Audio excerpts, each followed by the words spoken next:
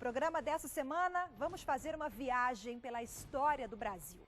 Um grande julgamento que fala sobre os anos de chumbo, o período de ditadura militar vivida no país entre as décadas de 60 e 80.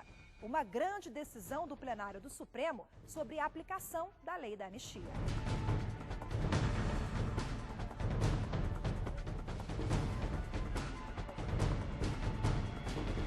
Por maioria, o plenário do Supremo foi favorável à manutenção da lei e votou pela improcedência da ação apresentada pela Ordem dos Advogados do Brasil. A decisão foi concluída no ano de 2010, mas pode ser revista em breve pelo plenário com o julgamento de um recurso apresentado pela OAB.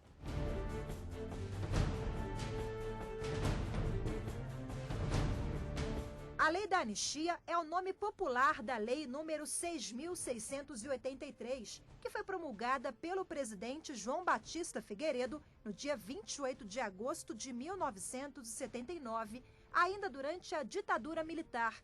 Ela foi criada para reverter punições aos cidadãos que entre os anos de 1961 e 1979 foram considerados criminosos políticos pelo regime militar. A lei da anistia ela foi criada a partir de uma pressão interna dos movimentos sociais que começaram a eclodir no final da década de 70 contra a ditadura e também um movimento externo, né, de vários países clamando por mais liberdades aqui no Brasil em razão da violenta ditadura que se instalou em 1964.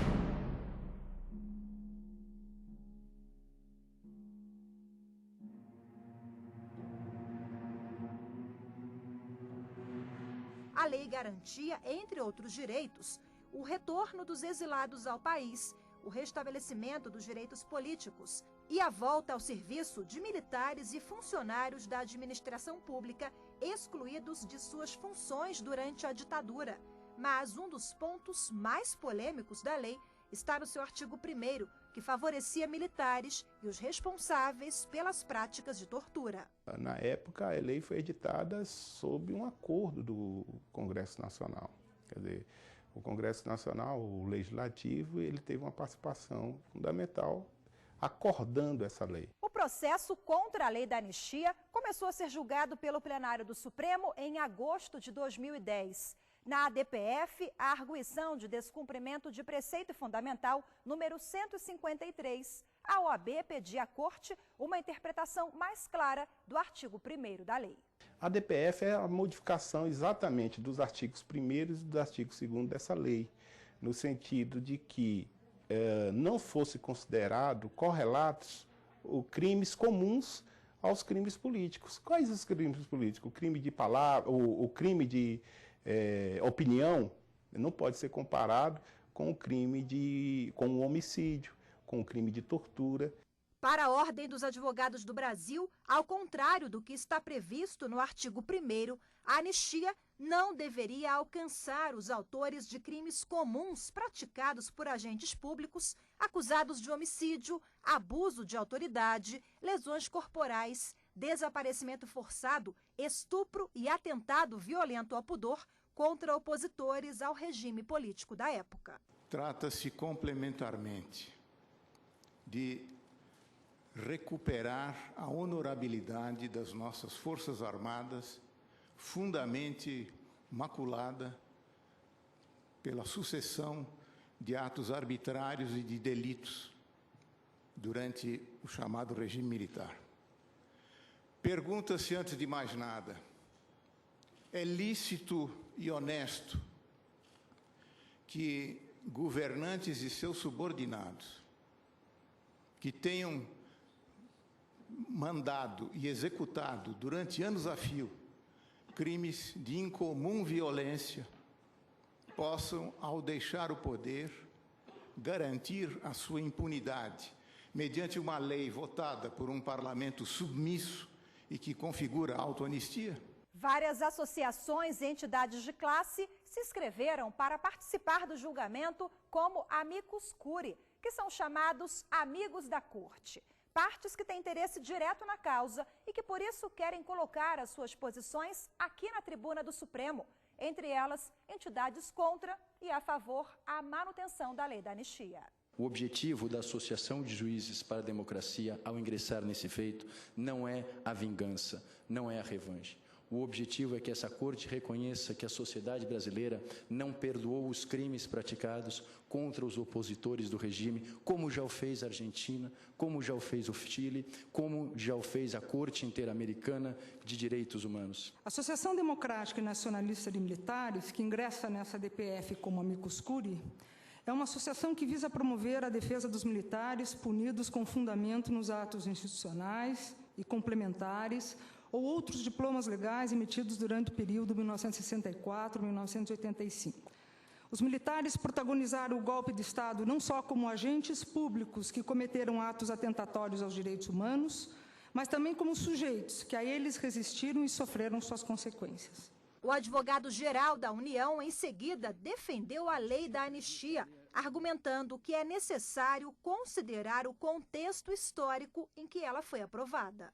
Luiz Inácio Adams ressaltou que a norma surgiu de uma negociação entre o Congresso Nacional, a sociedade civil e o regime vigente à época, o militarismo, para viabilizar a transição para o regime democrático atual. O legislador, ao qualificar como os crimes conexos os crimes de qualquer natureza relacionados com crimes políticos ou praticados por motivação política, evidentemente não tensionava criar uma norma penal, tampouco estabelecer regra de competência.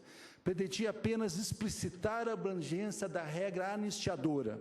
Acrescento, senhores ministros, que o Estado brasileiro não está inerte na busca da verdade e na promoção de medidas compensatórias para os familiares das vítimas dos crimes ocorridos no período do regime ditatorial.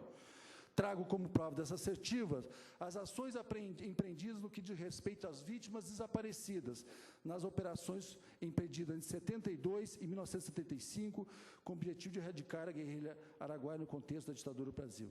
Por maior que seja a repulsa que é de todos nós, há acontecimentos degradantes de violência física e moral que marcaram aquele período de nossa história, não é possível sucumbir às próprias pré-compreensões de modo a encobrir o sentido jurídico, político e simbólico da anistia como verificada. Reconhecer a legitimidade da lei da anistia não significa apagar o passado.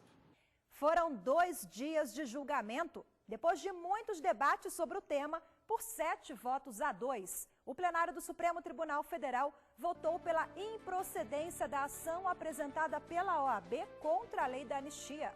Daqui a pouco você acompanha os votos de todos os ministros que participaram desse julgamento.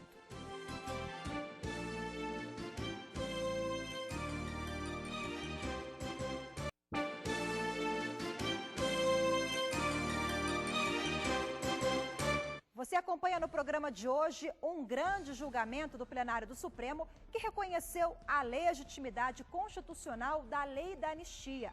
Essa lei foi questionada na Corte com uma ação apresentada em 2008 pela Ordem dos Advogados do Brasil. A OAB pedia ao tribunal uma interpretação conforme a Constituição Federal da norma editada em 1979.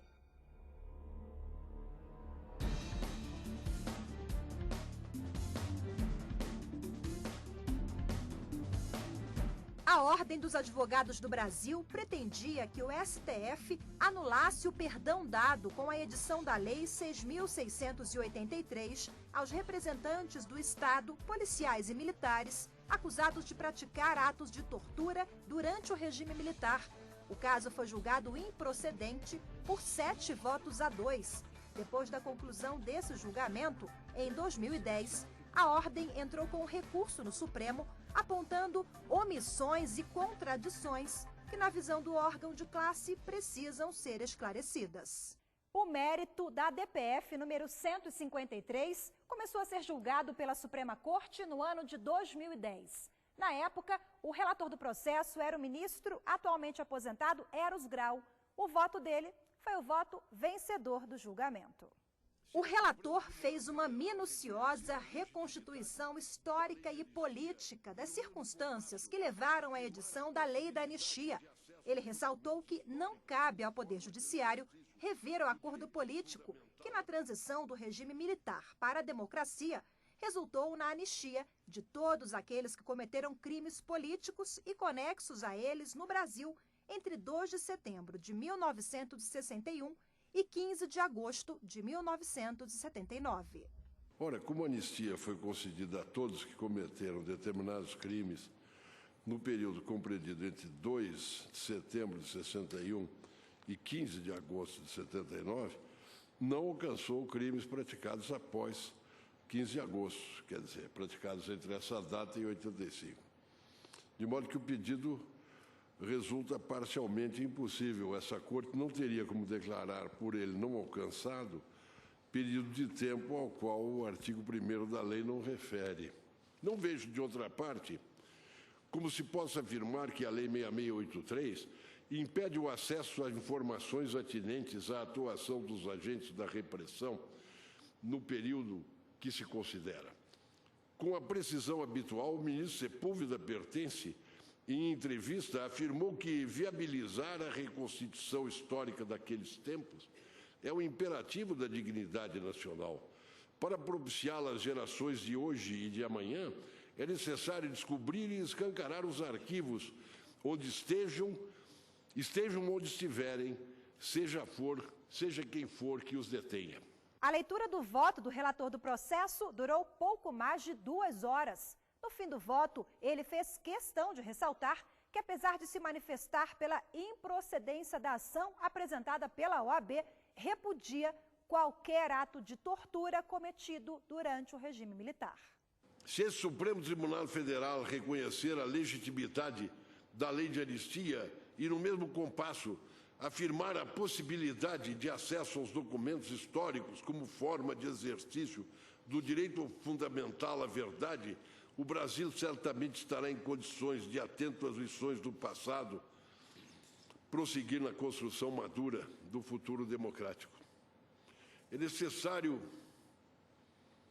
dizer, por fim, vigorosa e reiteradamente, que a decisão pela improcedência da presente ação não exclui o repúdio a todas as modalidades de tortura de ontem e de hoje, civis e militares, policiais ou delinquentes. E depois da leitura do voto do relator do processo, ministro atualmente aposentado Eros Grau, o julgamento foi interrompido e retomado no dia seguinte com os votos dos demais ministros da Suprema Corte.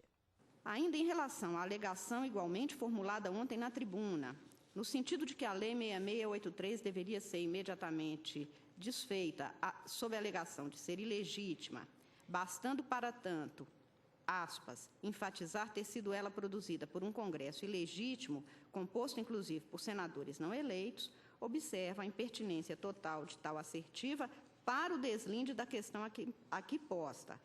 É de se realçar o que foi amplamente narrado no voto do relator sobre o quadro fático histórico no qual se inclui a formulação do que veio a ser a Lei 6683. Esta é uma lei fruto de um acordo. O sinal determinante que se pode anotar na Lei 6683 de 79 é exatamente o de ser o primeiro passo formal deflagrador do processo de participação da sociedade civil, num período em que ela se mantinha ausente, não poucas vezes clandestina em seus quereres e em seus fazeres políticos, por absoluta falta de espaço e possibilidades que lhes eram negados quando não amordaçados. Os ministros Ricardo Lewandowski e Carlos Aires Brito votaram pela revisão da lei da anistia.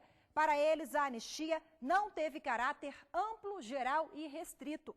Os dois também consideraram que determinados crimes, pela sua natureza, são absolutamente incompatíveis com a criminalidade política pura ou por conexão. Ponto essencial do projeto da lei de anistia refere-se à deliberada omissão no tocante aos crimes praticados por agentes públicos contra opositores do regime, como lesão corporal, atentado violento ao pudor, homicídio, ocultação de cadáver e tortura. Trazer expressamente a previsão da concessão de anistia aos agentes que cometeram tais crimes, ainda que em disposição genérica, representaria a confissão de sua prática. De fato, digo eu, A lei de anistia, longe de ter sido outorgada dentro de um contexto de concessões mútuas e obedecendo a uma espécie de acordo tácito, celebrado não se sabe bem ao certo por quem, ela, em verdade, foi editada em meio a um clima de crescente insatisfação popular contra o regime autoritário. Quando Cristo fez sua belíssima pregação de que devemos perdoar os nossos inimigos, o fez no plano individual, no plano pessoal. E para a coletividade perdoar certos infratores, é preciso que o faça por modo claro, assumido, autêntico. Quem redigiu essa lei não teve coragem, digamos assim, de assumir essa propalada intenção de anistiar torturadores, estupradores, assassinos frios de prisioneiros já rendidos, pessoas que jogavam de um avião em pleno voo as suas vítimas embaixo, pessoas que ligavam fios à tomada, desencapados, presos à genitália feminina. Integrante do grupo favorável à manutenção da lei, o ministro Gilmar Mendes citou o trecho de um parecer do ministro aposentado do Supremo, Sepúlveda Pertence, da época em que ele ainda era conselheiro da OAB. Pertence, na década de 70, emitiu parecer favorável ao então projeto de lei que concedeu a anistia. Nem a repulsa que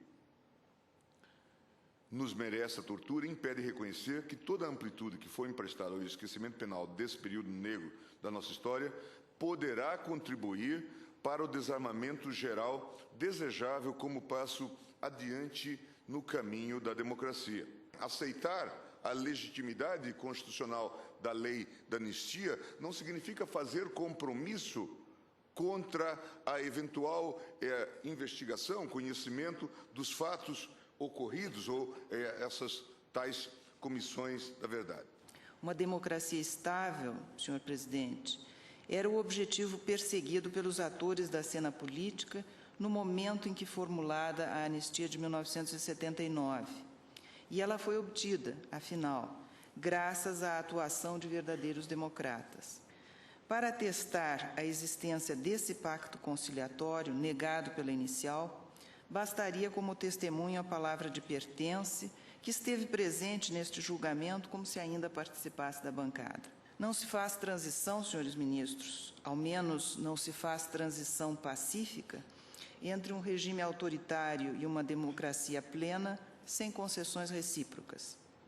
Por incômodo que seja reconhecê-lo hoje, quando vivemos outro e mais virtuoso momento histórico, a anistia, inclusive daqueles que cometeram crimes nos porões da ditadura, foi o preço que a sociedade brasileira pagou para acelerar o processo pacífico de redemocratização, com eleições livres e a retomada do poder pelos representantes da sociedade civil.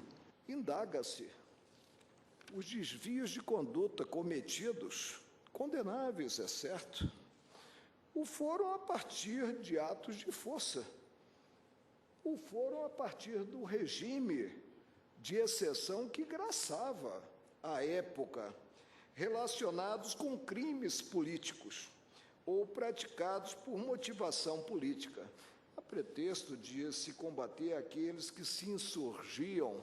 Nesse contexto, não tenho como assentar, a não ser que me substitua ao Congresso Nacional de então, não tenho como assentar que esta lei se mostrou discrepante da ordem constitucional em vigor. O decano do tribunal, ministro Celso de Mello, mais antigo da corte, antes de se posicionar a favor da manutenção da lei da anistia, condenou práticas de tortura como instrumento de repressão política. A tortura, além de expor-se a um intenso juízo de reprovabilidade ético-social, revela no gesto primário, no gesto irracional de quem a pratica, uma intolerável afronta aos direitos da pessoa humana e um assintoso desprezo pela ordem jurídica. Trata-se de conduta cuja gravidade objetiva torna-se ainda mais intensa na medida em que a transgressão criminosa do ordenamento positivo decorre do abusivo exercício de função estatal. Já o presidente do tribunal, na época do julgamento, o ministro atualmente aposentado, César Peluso, também acompanhou o relator e se manifestou a favor da lei da anistia. Eu acho que seria absolutamente desnecessário, escusado, dizer que nenhum ministro desta corte tem nenhuma dúvida a respeito de uma profunda aversão por todos os crimes que foram praticados, desde homicídios, sequestros, tortura e outros abusos, a cujo respeito estamos todos de acordo sobre a reprovabilidade ética destas práticas. Porque só uma sociedade que, por ter grandeza, é maior do que os seus inimigos, é capaz de sobreviver. Uma sociedade que queira lutar contra os seus inimigos com as mesmas armas, os mesmos instrumentos e com os mesmos sentimentos, está condenada a um fracasso histórico. Por 7-2, o caso foi julgado procedente pela Suprema Corte. Basicamente, o que se discutiu foi a posição do STF no sentido de separar, que a ideia da DPF, né, a essência da DPF é separar o crime político do crime comum. O STF entendeu que não há que se falar em separação. Então, todos os crimes, no entendimento do STF, eram crimes políticos. E depois da decisão favorável do Supremo à lei da anistia, no mesmo ano do julgamento, em 2010, a Ordem dos Advogados do Brasil entrou com embargos de declaração na Corte na tentativa de obter mais esclarecimentos sobre essa decisão do tribunal. Você acompanha os detalhes sobre esse recurso daqui a pouco, no próximo bloco.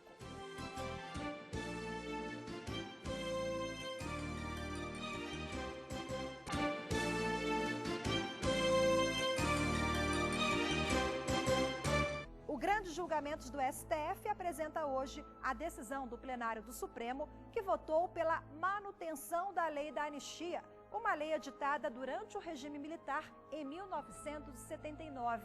Logo depois do julgamento concluído em 2010, a Ordem dos Advogados do Brasil, autora da ação, entrou com um recurso na Corte.